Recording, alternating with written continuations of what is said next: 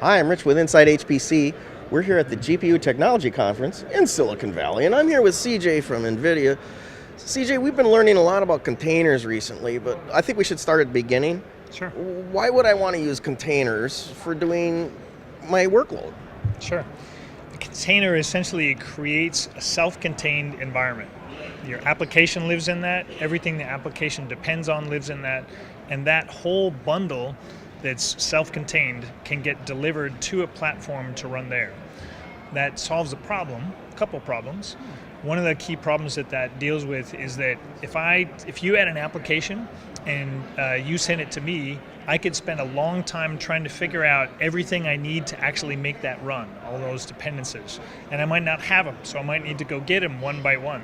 And the assumptions that you made might not jive with my understanding of those. I might have to fight through lots of documentation. It might take me, even if I'm an expert, I might spend a couple days trying to do that.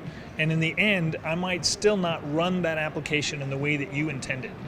Instead, you can essentially deliver to me a container that basically runs itself, that has all of the dependencies and runs itself with the environment that you intended it to run. So if, for example, you've given it to me, Yep. I used it in a way you didn't expect, you now unfortunately need to debug this, you actually have control over how that was set up, as opposed to you scratching your head and saying, now, what did you do with that beautiful application and how did you abuse it? You essentially have a great deal of control over delivering the value.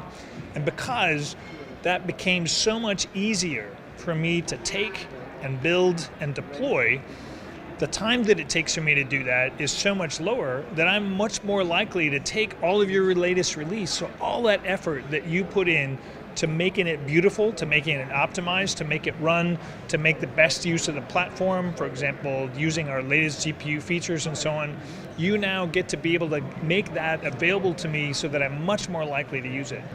Well, thanks for sharing that with us today. It sounds like containers are the way of the future.